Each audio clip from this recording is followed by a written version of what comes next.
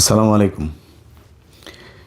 চোর, পাটপার, সন্ত্রাস, চাঁদাবাজ, লুটেরা শ্রেণী সব এক হয়েছে আবারও বাংলাদেশের সাধারণ মানুষকে শুষে খাবার জন্য।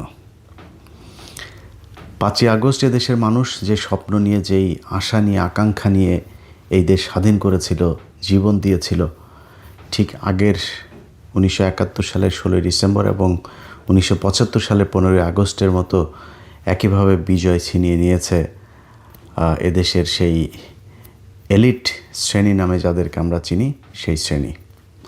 প্রথম 16ই ডিসেম্বরের পর ভারতের সোনাগাজী থেকে আওয়ামী লীগের যেসব নেতারা ওই পারে পালিয়েছিলেন, তারা এসে হঠাৎ করেই এই দেশের যে মানুষগুলো দেশ স্বাধীন করেছিল তাদেরকে সরিয়ে দিয়ে তারপর চেয়ার দখল করেছিলেন। 1975 সালে যেই বীর সেনানীরা এই দেশকে স্বাধীন করেছিলেন 15ই আগস্ট, তাদেরকে এই দেশ থেকে সরিয়ে দেওয়া হয়েছিল। এরপরে নানান চড়াই উতরাই পার হয়ে তারপর জিয়াউর রহমান ক্ষমতায় গেলেও তাকেও খুব বেশি দিন থাকতে দেওয়া হয়নি। তারপর থেকেই চলছে এই দেশের সাধারণ মানুষের উপরে, এটা কি বলবো, এটা নির্মম একটা পরিহাস এই দেশের, এই জাতির ভাগ্যে। আজকে আমাদের চোখের সামনে সব কিছু হয়, আপনি কিছু বলতে পারবেন না। আপনি যদি বলেন তাহলে আপনি একা হয়ে যাবেন। যাই হোক, যেটাই হোক, আপনাকে এই শ্রেণীর সাথে যারা এই ক্ষমতার কেন্দ্রে আছে তাদেরকে বৃত্তাকার করে তারপর সেখানে ঘূর্ণায়মান হতে হবে আপনাকে। এর বিরুদ্ধে যাবেন, আপনাকে ছুঁড়ে ফেলা হবে। গেল 1.5 বছরে সবশেষ যদি আপনাদেরকে বলি, পিলখানা হত্যাকাণ্ডের একটা বিশাল ঘটনা তো এই দেশে ঘটেছে, তাই না? এবং সেটা নিয়ে একটা কমিশন গঠন করা উচিত ছিল। সে কমিশন গঠন করতে চায় নাই। আমরা ব্যাপক চাপ দিয়ে অনেক কথাবার্তা বলে টলে তারপরে, এখন হলে সেটাও করতো না। তখন তো তাও কিছুটা চাপ ফিল করতো, এখন এটাও করে না। এখন হলে করতোই না, যা বলে বলুক, এটা বলতে দেওয়ারে। তখন করেছিল। করার পরে দেখেন, এই যে সময় চেঞ্জ হলো, কমিশন একটা রিপোর্ট দিয়েছে। সেই রিপোর্ট তারা প্রকাশও করে না, সেই রিপোর্ট অনুযায়ী কোনো ব্যবস্থাও নিচ্ছে না। তো কমিশনরে আপনার এটা করতে দেওয়ার দরকার ছিল কি? করে লাভটা হলো কি? এই দেশের আলেম সমাজ যাদেরকে এখনও পর্যন্ত জেলখানায় রাখা হয়েছে, তাদের নতুন করে আবার ফের জেলে নেওয়ার জন্য, এবং যারা আছে জেলে তাদেরকে এখনও আবার আটকে রাখার জন্য নতুন করে সন্ত্রাস বিরোধী আইনের সেই মামলাগুলোকে জীবিত করা হচ্ছে। কেরানীগঞ্জে প্রথম আলো, অ্যান্টি টেরোরিজম ইউনিট পুলিশের এবং সিডিটিসি এরা মিলে ডিজিএফআইয়ের একটা চক্র কেরানীগঞ্জে, তাদের পূর্বের এক অভিনেতা আছে আলামিন নামে এক ব্যক্তি, তিনি এই বিভিন্ন মাদ্রাসা খুলতো। সে মাদ্রাসা খুলে নিজের মতো করে সেখানে কিছু ওই পোটলা পাটলি, বোমা টোমা, হাবিজাবি বানানোর যে জিনিসপত্র আছে, এই ধরনের জিনিস নিয়ে রাখতো। নিয়ে রেখে তারপরে একটা বোমা মারার হঠাৎ করে ছোটোখাটো একটা বিস্ফোরণ ঘটাইতো। এই মাদ্রাসার ভিতরে বিশাল বিস্ফোরণ ঘটেছে। তো সেই ব্যক্তিকে দিয়েই, সে ব্যক্তি 2017 সালে একবার মাদ্রাসায় এই কাজ করেছে, 2022 সালে একবার করেছে। তাকে আওয়ামী লীগ কখনো জেলে বেশি দিন রাখেন নাই। বর্তমান সরকারের সময় সে জেলের বাইরেই ছিল। তাকে হঠাৎ করে তাকে দিয়ে নতুন করে আরেকটা সেই একই ধরনের অভিনয় করানো হলো কেরানীগঞ্জে। সেই ব্যক্তি আলেমও না, কোনো ইসলামী দলেরও কোনো কিছু না। তাকে দিয়ে এটা ঘটানোর পরে প্রথম আলো বিশাল করে 5-6টা নিউজ একটার পর একটা এই নিয়ে ডিসেম্বরের 26 তারিখের ঘটনা করে আবার ফের বুঝাইতে চাচ্ছেন। সে পত্রিকার খবর হয়তো আমি কি বলছি আপনারা বুঝতে পারছেন, হয়তো অনেকে দেখেন নাই। আপনারা না দেখলেও এগুলো কিন্তু দূতাবাসে পাঠানো হয়েছে। ডেইলি স্টার, আবার প্রথম আলো এটা তো আবার ইংলিশে করে, ডেইলি স্টার হুবহু ওই নিউজই করে, ওইটা পাঠানো হয়েছে দূতাবাসে। দূতাবাস দেখছে 25 তারিখে তারেক রহমান দেশে ঢুকলো, আর 26 তারিখে আবার ফেরি শুরু হয়ে গেল। এই যে আপনাদেরকে যত তেলবাজি রাজি করছে না প্রথম আলো, ডেইলি স্টার, আপনারা এদের চেহারা খুব ভালো করে জানেন, কিন্তু ভুলে গিয়েছেন। কারণ কি, ওই সেই লুটেরা, চাঁদাবাজ, ধান্দাবাজ, টেন্ডারবাজ সব এক হয়েছে, আবার ফের লুটে পুটে খাওয়ার এক নতুন বন্দোবস্ত শুরু হয়েছে। এটার বিরুদ্ধে কথা বলবেন, আপনি কোনো জায়গায় পাত্তা পাবেন না। আপনাকে সব জায়গা থেকে বন্ধ করে দেওয়া হবে, সব জায়গা থেকে আপনার গলা চেপে ধরা হবে। আপনি যেন মানুষের জন্য, এই দেশের কোনো রাজনীতিবিদ, কোনো কেউ যারা ক্ষমতায় ছিল, কেউ কোনো দিন আপনাদের জন্য, এই দেশের মানুষের জন্য কিচ্ছু করে নাই। এই যে আমাদের দেশে বন্যা হয় না, এই বন্যাটাও রাজনীতিবিদদের জন্য আশীর্বাদ। বন্যায় আপনার সব কিছু হারায় যায়, কিন্তু আপনার এলাকার চেয়ারম্যানের ঘরে আগের চাইতে আরও বেশি সম্পদের পাহাড় হয়। আপনার এলাকার যে ইউএনও আছে, আপনার এলাকার যে ডিসি আছে, সবার ঘরে ঘরে টাকা। সবচাইতে বেশি লাভবান হয় দুর্যোগ ত্রাণ মন্ত্রণালয় আছে না, এদের পুরো পরিবার দোয়া করতে থাকে পুরো সারা বছর, কখন বন্যা আসবে, বর্ষা আসবে, জলোচ্ছ্বাস হবে, ঘূর্ণিঝড় হবে। এদের ঈদ লেগে যায়। আপনার চিকিৎসার জন্য আপনাকে সরকারি হাসপাতালের ওই বেডের নিচে যে জায়গা আছে, ওইখানে স্বেচ্ছেতে জায়গায় প্রস্রাব পায়খানার মধ্যে আপনারে ফেলে রাখা হয়েছে। আপনার ট্রিটমেন্ট হইল না হইলে এটা নিয়ে কেউ চিন্তা করে নাই, কারণ তাদের পাতলা পায়খানা হইলেও সোজা সিঙ্গাপুরে যাওয়ার ব্যবস্থা করা আছে। এটাই আমার সেই দেশ। সেখান থেকে মনে হয়েছিল যে আমরা বোধহয় বের হয়ে একটা সুন্দর একটা জায়গায় যাব। কেউই চেষ্টা করে নাই। এই যে 2 দিন পর পর ভূমিকম্প হয় না, আল্লাহ না করুক, এটা আপনাদের জন্য একটা বিশাল সংকেত। এই সংকেত দিয়ে বোঝানো হচ্ছে যে 2400 মানুষকে আপনাদের চোখের সামনে মারা হয়েছে। সেই রক্তের সাথে আপনারা বেইমানি করেছেন নিজেদের চেয়ারগুলো পেয়ে। তারপর খুব সুখে আছেন মনে করেন, এত সুখ মনে করার কিছু নাই। ওই যে আগারগাঁয়ে, ওই যে গাজীপুরে বৃদ্ধাশ্রমগুলো আছে না, যায় দেখেন, কোনো রিক্সাওয়ালার মা ওই জায়গায় নাই। আপনাদের মতো চেয়ারে বসে থাকা মানুষকে তার শরীরের ক্যান্সারের এই যে একটা কেমোথেরাপি দিতে গেলে, এই সরকারি হাসপাতালে মহাখালীতে যায় দেখেন, নিজের চোখে দেখেছি। হাসপাতাল নিয়ে অনেক নিউজ আছে আমার, যে দেখেন কিভাবে বসিয়ে রাখা হয়েছে তাদেরকে। টাকা দিতে হয়, না দিলে কেমন সিরিয়াল পাওয়া যায় না। ঢাকা মেডিকেলে একটা ছোট্ট একটা বেডের জন্য কত কান্নাকাটি, এর তদবির, ওর তদবির, নানা তদবির ছাড়া কেউ এখানে যা থাকতে পারবেন না। ট্রিটমেন্ট নাই। এই যে মানুষগুলির ওইখানে এই কষ্ট দেন না, কষ্ট দেওয়া নিজে সিঙ্গাপুরে ট্রিটমেন্ট নেন, এই জন্য আপনাদের বাবা মাদেরকে যা এই বৃদ্ধাশ্রমে থাকতে হয়। যান, আমি ইন্টারভিউ নিতে গিয়েছি, আমি প্রতি বছর মা দিবস, বাবা দিবস এগুলোতে দেখতে যাইতাম। কোথায় গুলশানে বাড়ি, কোথায় অমুক বিশ্ববিদ্যালয়ের বিশাল বড় এক প্রফেসর, অমুক সেনাবাহিনীর ব্রিগেডিয়ার একজন, পুলিশের অমুক ডিআইজি, এদের মারা, এদের বাপারা ওইখানে থাকে। এটাই মানুষের অভিশাপ। আমরা এই দুনিয়ায় কেউই একদম 100% ফেরেশতা হয়ে আসি নাই। আমাদের সবার ছোট বড় পাপ সাপ আছে, কিন্তু মিনিমাম এই মানুষগুলো করার জন্য ভাই এত টাকার তো দরকার নেই। টাকা খাইতে পারতেন তো, আপনার তো টাকা খাওয়ার সেই ব্যবস্থা আছে, আপনি খাইতে পারতেন, সমস্যা কি?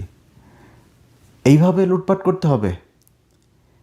কি দেখেন নাই শেখ হাসিনার যে পতন, এই পতন দেখেন নাই?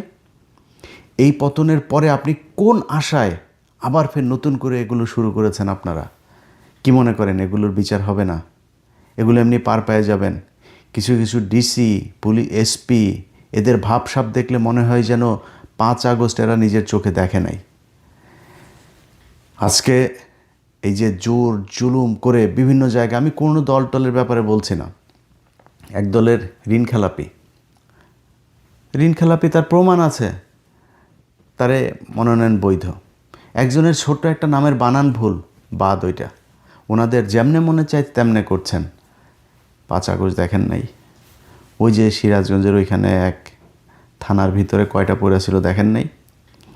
এগুলো তো আপনাদের চোখের সামনেই ঘটেছে। সো আপনারা যদি মনে করেন যে সামনে যারা ক্ষমতায় আসবেন তারা আরেক শেখ হাসিনা হয়ে যাবেন, বাংলাদেশে মানুষ এটা খুব সহজভাবে মেনে নেবে না, এবং মানুষ এখন মানবেও না। এত ক্ষমতাশালী না, মানে হাসিনার পিছনে সারা পৃথিবী ছিল, এটা সত্যি কথা। এই যে মানুষ এই যে আলেমদেরকে মারতো না, মেরে মেরে মেরে মেরে তারপরে এই দেশটাকে বানানো হয়েছে একটা জঙ্গি রাষ্ট্র। এই জঙ্গি রাষ্ট্রকে বাঁচাইতে হলে কি করতে হবে? শেখ হাসিনাকেই রাখতে হবে। যদি না রাখো তাহলে তোমরা কিন্তু ওই দেশ কিন্তু জঙ্গি ধরে নিয়ে যাবে, এরকম এক চিত্র তুলে ধরা হয়েছিল। পাশের শক্তিশালী দেশ ভারত সর্বোচ্চ সাপোর্ট দিয়েছে তাদেরকে। আপনারা কোন দল, বিএনপি বা জামাত যে আসেন, আপনাদেরকে দিবে? করেন নাই, ঠিক করেন নাই। নিজেরা ঠিক হবেন এরকম কোনো আলামত নিজের চোখে দেখছি না। সব জায়গাতে একই অবস্থা, যা মনে চায়, যার যেভাবে মনে চায়। এই কয়দিনে কিছু জিনিস দেখলাম, শিক্ষা হইল যে যাদের ক্ষমতা আছে, ধরেন পুলিশের একজন অমুক বিশাল বড় এক অফিসার, ওনারা নিয়ে কিছু করতে যাবেন, আপনারা ফোন দিবে সেনাবাহিনীর আরেক অফিসার, সেনাবাহিনীর ওনারা নিয়ে করতে যাবেন দিবে বিশাল বড় এক ব্যবসায়ী। সব একই চক্র। শুনবেন না ওই সেনাবাহিনীরটা, শুনবেন না পুলিশের বিরুদ্ধে বলতে গিয়ে পুলিশেরটা ব্যবসায়ীর বিরুদ্ধে শুনবেন না, ওই ব্যবসায়ী খাবে আপনার কাছে, পুলিশেরটা শুনবেন না, তাহলে সেনাবাহিনী। মানে আপনাকে এই চক্রের ভিতরেই থাকতে হবে। এই চক্র থেকে বের হবেন, আপনার জীবন শেষ। আপনি জীবনে কোনো দিন শান্তিতে থাকতে পারবেন না। বহুত কিছু ভাই, এই যে দেখেন না, এই যে জুলাই যোদ্ধা, এই যে সুরভি নামে এক মেয়েকে আপনার করা হলো, মেহেদি নামে একজনকে আপনার গ্রেপ্তার করা হলো। গতকালকে আমি বাংলা ভিশনের নিউজে দেখলাম, সেই নিউজের মধ্যে লেখা যে ওই এক জুলাই যোদ্ধা, তাকে খুঁজে পাওয়া যাচ্ছে, নিখোঁজ জুলাই যোদ্ধাকে পাওয়া গেল মাদক নিরাময় কেন্দ্রে। তো আমার কিউরিওসিটি জাগলো যে আসলে ঘটনাটা কি হয়েছে এখানে। আপনারা এবার খোঁজ নিয়েন, যারা এনসিপির বাইরে আছেন, কারোর পক্ষেও নাই ভাই আর বিপক্ষেও নাই ভাই, বলে টোলা আর কারোরে খেপাইতেও চাই না। কারণ আমি একদম আমার ভিডিওর ধরনই চেঞ্জ করে ফেলেছি। কারোর নাম ধরে কোনো কিছু বলবো না আর, কারোরে না। এই দেশের এই বিশাল চক্রের কাছে ভাই পরাজিত হয়ে গিয়েছে। এদেরকে আপনি যদি নাকি সমীহ করে না চলেন, এদের বিরুদ্ধে সরাসরি কথা বলবেন, আপনার কোনো অভিযোগ আছে এদের বিরুদ্ধে, সেটা আপনি প্রচার করবেন, প্রকাশ করবেন, সংবাদ করবেন, যাই করেন, এটার জন্য আপনাকে পে করতে হবে। সেই ঝুঁকি কয়জন নিবে বলেন? কেন নিবে? কোনো কারণ আছে নাকি এত ঝুঁকি নেওয়ার? যদি ঝুঁকি নেওয়ার কাজ হয়তো এই দেশে মানুষ জীবন দিতে পারে, জীবন দিয়ে দেখিয়েছে, কিন্তু সেই উপর তলার সেই লোকজনের কাছে আবার এই দেশের মানুষ জিম্মি হয়ে গিয়েছে। বলেন, এই 15টা বছর এই দেশের সমস্যাটা কি ছিল? এই দেশটা স্বাধীন হইল কেন? এই দেশে কি সমস্যা হচ্ছিল এটা জানেন কি না? আমি এই মূল আজকে এই যে বিপ্লবটা ব্যর্থ হইল, এটার মূল আমি দায় দিব হচ্ছে এই যে এনসিপির যে কজন আছে তাদেরকে। এনসিপির আজকে একজন নেতা, সে আজকে বলেছে আমার বিরুদ্ধে সে ব্যবস্থা নেওয়া চায়। তো উনি আমার বিরুদ্ধে এই ভালো হয়ে গেছে, তো এই জন্য বাজেভাবে বললাম না। উনি আমার বিরুদ্ধে কি ব্যবস্থা নিতে চায় এটা উনি ভালো করে বলতে পারবেন। তবে ওনাদের বিরুদ্ধে কি ব্যবস্থা সামনে হয়, এটার জন্য আমার মনে হয় আমার উপরে ভরসা করা লাগবে না, মানে আমার কিছু করা লাগবে না। এমনি আপনারা দেখবেন অনেক ব্যবস্থা আপনাদের বিরুদ্ধে নেওয়া হচ্ছে। মাত্র তো মানে ওই কি বলে হলফনামা আর হচ্ছে আয়কর রিটার্নের মধ্যে জালিয়াতি, টাকা পয়সা তো আরও আছে, ওগুলির ব্যাপার আসবে না সামনে। পাগলের মতো ঘুরতে থাকবেন, এই চরকার মতো ঘুরবেন পাগল হয়ে। তারা এখন আমারে এটার ব্যবস্থা চেয়েছে। ব্যাপারটা আমারের বিরুদ্ধে ব্যবস্থা না চায়া মনে করেন আমি সরকারের সমালোচনা করেছি, বা ধরেন প্রথম আলো ডেইলি স্টারের ঘটনায় উস্কানি দেওয়ার কারণে নাকি আমার বাংলা এডিশন বন্ধ করা হয়েছে, ফেসবুক ডাউন করা হয়েছে, ইউটিউব ডাউন করা হয়েছে। বুঝলাম আপনি ডাউন করলেন, যদি এটা সত্যি হয়। তো শেখ হাসিনার এই যে বাংলাদেশ আওয়ামী লীগ, বাংলাদেশ ছাত্রলীগ, সব কটা পেজ, ওদের নেতা যারা আছে, এই যে আরাফাত সহ ওবায়দুল কাদের, সবার পেজ বাংলাদেশ থেকে দেখা যায়। সার্চ দেন, দেখা যায় কি না। সেখানে কি বলে, পুরো বাংলাদেশকে তারা করে দিতে বলে না, টার্গেট করে করে কাদের নাম বলে না, কি করতে হবে এগুলি বলে না। আমি এমনি ফেসবুক ইউটিউবে বহুত ইয়েতে আছে যে কারণে কথাবার্তা একটু সেন্সর করে বলছি আর কি। কী বলে না শেখ হাসিনা, শোনেন না আপনারা কি করতে বলে, ধরে ধরে কি করতে বলে শোনেন তো। তো তাদের পেজ আর ইউটিউব চ্যানেল কেন বন্ধ হয় না? সমস্যাটা হচ্ছে আপনি ওইসব নিয়ে যা মন চায় বলেন, রাষ্ট্র নিয়ে যা মনে চায় বলেন, আপনি ব্যক্তি যে দুর্নীতি করছে তারে নিয়ে আপনি কিছু বলতে পারবেন না। এখন হাসিনার কথা তো কেউ শুনবে না, হাসিনার কথার বাংলাদেশে কোনো ইয়েও হয় না, কার্যকারিতাও নাই, ওইটারে নিয়ে কোনো পাত্তাও দেয় না, ওইটারে নিয়ে কিছু না করলেও সমস্যা নেই। কারণ আমরা যেটা বলি এটার তো মানে আবার মানুষের কাছে তো মূল্যায়ন আছে, মানুষ তো সেটা শোনে, মানুষ সেটার উপরে পদক্ষেপ চায়। এখন আমরা বললে সমস্যা, যে কারণে আমাদের কথা শোনা যাবে না। তো যেই এনসিপির যেই নেতারা আজকে আমাদের ব্যাপারে কথা বলছেন, আপনাদেরকে অনেক সময় দেওয়া হয়েছে ভাই, আপনাদের প্রতি আমি যে পরিমাণে ধৈর্য দেখিয়েছি এত ধৈর্য কারোরে দেখায়নি। কারণ কি, আপনারা এই 5ই আগস্টের মহানায়ক, এখন মহা খলনায়ক, এই মহানায়কদেরকে আমরা তাদের চুরি চোরটামি যা যা আছে সব কিছু আমরা সেন্সর করেছি, যে যাক এরা অন্তত ইয়ে যায়। প্রথম দিকে আপনাদের মনে আছে না, দেশের সর্বোচ্চ আদালতের বিচারক 2 ঘন্টার নোটিশে বলল সব রাজুতে আয়, রাজুতে গেল, 2 ঘন্টার নোটিশে সব বিচারকদের করে দেওয়া হলো। আমি ওইটার বিরোধিতা না, ওইটাই করা উচিত ছিল। আওয়ামী লীগ যেটা বলে ওদের ক্ষমতা থেকে গেলে পরের দিন কি করতে হইতো, ওইটা করা উচিত ছিল, এটা করেন নাই বলে আজকে এই সমস্যা। আপনি একটা ঘরের ভেতরে ঢুকেছেন সাপ মারার জন্য, সেই সাপ আপনি ঘরের ভেতর দেখছেন, রেখে দিয়েছেন, তার নামের ওইভাবে যে তার গর্তের ভেতর, ও তো গর্ত থেকে রাতে বের হয়ে আপনাকে কামড় দিবে, এই হুঁশটুকু আপনাদের হওয়া উচিত ছিল, আপনারা করেন নাই। 5 তারিখের পরপর কিছু কিছু নেতা আপনার বিশাল আকারে আওয়ামী বিরোধী মুজিবের ছবি টবি করে হঠাৎ করে চুপ, মানে 1 মাসের মধ্যে সব চুপ। কেন চুপ হয়ে গেল? কারণ ওই যে ওদের মাথায় ঢুকানো হয়েছে যে বাবা এই যে সবাই দেখো কিভাবে চলছে, কিছু টাকা পয়সা লাগবে, টাকা পয়সা কামাও, এইসব বন্ধ করো। টাকা পয়সা কামানোর ভেতর ঢুকাই দিয়ে তারা বলেছে যে আর এইরকম করবি তাহলে কিন্তু ওই যে টাকা, ওই যে এখানে গিয়েছিলি, এখান থেকে টাকা আনছিস 2 কোটি, ওইখান থেকে 50 লাখ, এগুলো সব ভিডিও কিন্তু আছে। একদম চুপ করায় দিল, চুপ করায় দিয়ে তারপরে তাদেরকে দিয়ে শুরু করালো, সুশীল বানায় ফেললো হাসনাতকে। একমাত্র এদের ভেতরে হাসনাত এখন পর্যন্ত, মানে আমি যতটুকু চারিদিক ঘেটে টেটে প্রমাণ যতটুকু আমার মাথায় এসছে, হাসনাত ঠিক আছে। হাসনাতকে ওয়াকার ডেকে নিয়ে গেল, রিফাইন আওয়ামী লীগ নিয়ে আসতে হবে। হাসনাত রাজি হয় নাই, বের হয়ে সে ফেসবুকে পোস্ট করলো। তারপরে আরেক মাল আবার তার 1 ঘন্টা পরে পোস্ট করলো, হাসনাত যেটা বলেছে সেটা মিথ্যা কথা। হাসনাত কি দুদু খায়? হাসনাত মিথ্যা বলেছে ওয়াকারের ব্যাপারে, আর তুমি সত্যি বললা। এ হচ্ছে ভাতাপ্রাপ্ত। এই ভাতাপ্রাপ্ত এই জুলাই যোদ্ধা, এটা কিন্তু আওয়ামী লীগের মাল, কিন্তু এটার ব্যাপারে সাবধানে থাকতে হবে।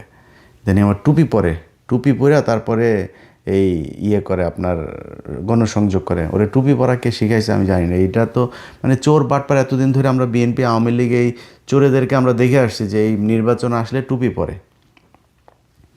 তো টুপি পরে সে এখন করে। আপনাদের উচিত ছিল একদম অল আউট আওয়ামী লীগ এই অভিযানটা চালু রাখা। আপনি সুশীল সেজে টুপি মাথায় দিয়ে প্রথম আলোর অফিসে যায়, এখন বলেন মব সন্ত্রাস, কি ভয়ঙ্কর জিনিস চিন্তা করেন। মব, আরে বাবা রে বাবা, প্রথম আলো ডেইলি স্টারের ঘটনা নাকি মব। তাই যদি মব হয় তাহলে এই যে হাসিনার যে গণভবনটা, এটা তো বাংলাদেশের রাষ্ট্রের সম্পদ, সংসদ ভবনটা আপনাকে কি করেছিল? ওইটা কি পিনাকি ইলিয়াস বলেছিল নাকি যে ভাঙতে? কারা ভাঙলো? গতকালকে রাত্রে এই যে স্বেচ্ছাসেবক দলের একজন নেতাকে মারা হলো, পিনাকি ইলিয়াসের লোক ছিল। হাদিকে মারল, পিনাকি ইলিয়াসের লোক ছিল। পিনাকির আর ইলিয়াসের ডাকে যদি নাকি মানুষ কোথাও যেয়ে থাকে, যা যা করেছে এটা বাংলাদেশে করা উচিত। এটা যদি করা হয় এই দেশ শান্ত থাকবে। আপনি ছায়ানট বলেন, উদীচী বলেন, প্রথম আলো বলেন, ডেইলি স্টার বলেন, এরা বাংলাদেশের কোনো কিছু না। এরা ভারতীয় গোয়েন্দা সংস্থার প্রতিষ্ঠান, বাংলাদেশের বিরুদ্ধে সবসময় কাজ করে। কই আমরা তো বলি নাই যে যমুনা ভাঙেন, বসুন্ধরা ভাঙেন, মেঘনা ভাঙেন, আমরা তো বলি নাই। বলেছি নাকি? কেন বলিনি? কারণ ওইটা সমস্যা না। ওই সমস্যা আপনি বাংলাদেশের সব ব্যবসায়ীর একই সমস্যা, কিন্তু এগুলোর সমস্যা বাংলাদেশে আর টিভি, পত্রিকা, চ্যানেল আর কিছু নাই। এদের বিরুদ্ধে কেন বলে? কারণ আছে তো। এই জিনিস আপনারাও জানেন, আমরাও জানি, বাংলাদেশের মানুষ সবাই জানে। আপনারা এখন আমাদেরকে নতুন করে জানাইতে যাচ্ছেন। এটা বাংলাদেশের গণমাধ্যমকে কিছু বলা যাবে না। গণমাধ্যম আপনারা ভেঙেছেন, ৭১ টেলিভিশন, আপনারা সময় টিভি ভাঙচুর করেছেন, আপনারা গাজী টিভি ভাঙচুর করেছেন, আপনারা করেছেন। তখন কোথায় ছিল? সময় পার হয়ে গিয়েছে। সেই সময় পার করে আপনারা এখন সুশীল সেজে এগুলোকে মব বানিয়েছেন যেদিন থেকে, সেদিন থেকে সেটা মারা শেষ। এই দেশের পরিবর্তনের যেই স্বপ্ন এই দেশের মানুষ দেখেছিল, ওই স্বপ্ন ওই দিনই শেষ হয়ে গিয়েছে, যেদিন আপনারা রেকগনাইজ করেছেন যে এটা হচ্ছে মপতন্ত্র। কিসের মপতন্ত্র? এটা বিপ্লব। এই বিপ্লবকে আপনারা অস্বীকার করেছেন, অতএব আপনার অস্তিত্ব বিলীন হয়ে যাবে, আমি বলে দিলাম। এই জুলাইকে যারা ইস্টাবলিশ করতে পারেনি, তাদেরকে ৭১-এ ফিরে যেতে হবে। ৭১-এ ফিরে গেলে কি হবে? ৭১ আওয়ামী লীগের। এই ৫০ বছরে তারা এমনভাবে ইতিহাসকে আপনার টেম্পারিং করেছে, এটারে করাপ্ট করতে করতে করতে করতে করতে করতে এটা তার কিছু নাই। এটা শুধুই আওয়ামী লীগের এক ইতিহাস। এই ইতিহাসে জিয়াউর রহমান রাজাকার, এই ইতিহাসে খালেদা জিয়ার সাথে জাঞ্জুয়ার ঘটনা বানিয়েছে। এই ইতিহাসের যদি নাকি আপনি মেনে যদি বাংলাদেশকে রাখতে চান, তাহলে শেখ হাসিনা ছাড়া, ৭২-এর সংবিধান ছাড়া আর বাংলাদেশে কোনো কিছু নাই। শেখ হাসিনা যদি থাকতো, তাহলে তারেক রহমান আজকে তার মায়ের লাশটাও দেখতে যেতে পারতো না। যারা ৭১ নিয়ে এত চিল্লাচিল্লি করেন, তাদেরকে এই ২৪-এর কারণে আজকে দেশে যাওয়ার সুযোগ পেয়েছেন। আজকে যে বড় বড় গলায় কথা বলেন, এটাই ২৪-এর কারণে বলতে সুযোগ পেয়েছেন।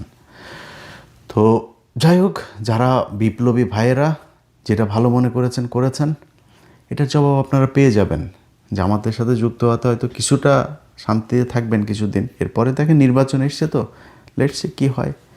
আমরাও তো আছি এই দেশে, ইনশাল্লাহ দেখা হবে। আল্লাহ হাফেজ।